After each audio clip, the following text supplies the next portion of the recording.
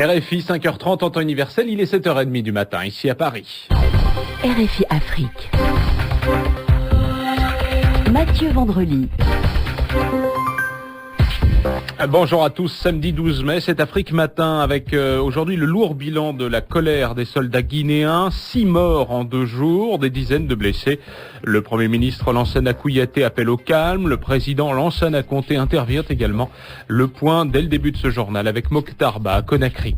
Les Nations Unies augmentent leur aide aux déplacés de l'Est du Tchad. Il faut dire que la situation sécuritaire ne s'améliore pas et que l'ONU redoute une nouvelle vague de déplacements. Nous entendrons le coordinateur onusien à l'aide humanitaire dans la région.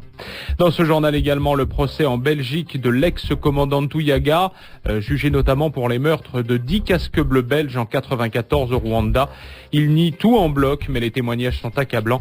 Récit Catherine Nina. En Somalie, le calme règne toujours dans la capitale, Mogadiscio.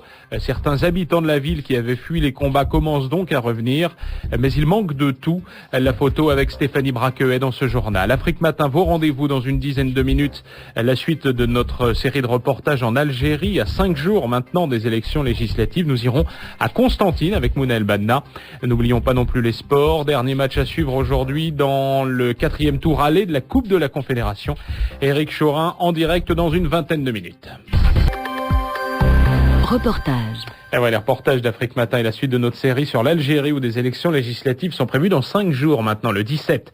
A bien implanté en Kabylie le parti du RCD, le Rassemblement pour la culture et la démocratie, un parti qui avait boycotté les élections en 2002, a décidé cette fois d'y participer. Il est qualifié de parti démocrate et laïque et le RCD bat campagne à Constantine, la 3e ville du pays, réputée plutôt conservatrice. Reportage Mouna El Banna.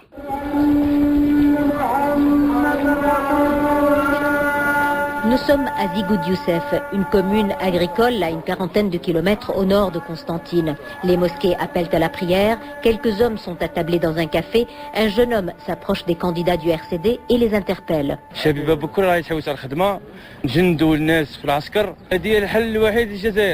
a sa vision, il dit qu'il faut renforcer les services de sécurité et donner du travail aux jeunes. C'est sa solution lui.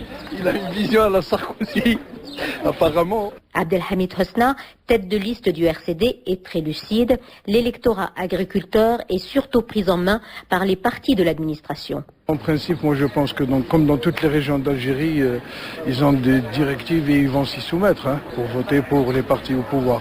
Ici ou dans toutes les communes agricoles, les communes déshéritées. Les militants du RCD distribuent le programme, discutent avec les habitants. Un jeune homme, propriétaire d'une salle de jeu, leur dit franchement ce qu'il en pense. Le RCD n'a aucune chance ici pour gagner, parce qu'on n'est pas des Kabyles ici, on est des Arabes. Il a des chances de gagner à Tizi Ouzou, Jaya, Bouira, un peu Alger, c'est tout. Le numéro 1 sur la liste, il n'est pas kabyle, hein? Ça fait rien. Ici, comme d'habitude, le FLN et un peu les islamistes. Un peu plus loin, l'Arbi confirme. Il a toujours voté pour le FLN, l'ex-parti unique, mais cette fois-ci, il hésite. J'ai pas voté RCD parce que je suis un ancien militant du FLN, mais j'apprécie le RCD. Bon, et cette fois-ci, vous allez voter quoi? J'ai pas encore décidé. Une discussion s'ensuit avec les militants du RCD et le verdict de l'Arbi tombe. Je vais couper la poire en 2. Ma famille, je parle de ma famille et mes enfants. On est 6, je coupe la poire en 2. 3 voix pour le FLN et 3 autres pour le RCD. Et qu'en est-il des islamistes? Ont-ils, selon lui, le vent en poupe à Zigoud Youssef?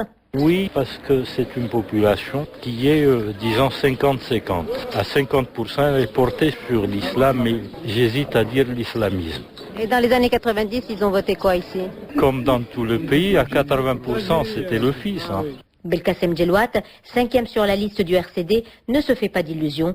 C'est un travail de longue haleine. Je pense qu'il est pour nous très très difficile de s'implanter dans les villages. Parce que l'idée de la laïcité, elle a été mal comprise par l'ensemble des habitants des villages d'Algérie. Le plus important dans tout cela, c'est qu'on arrive à inculquer des idées démocratiques au niveau de l'ensemble de la jeunesse. Là, ça va être une grande réussite pour le RCD. Mouna El Banna, Constantine, RFI. Et à Constantine, il est 6h46. Afrique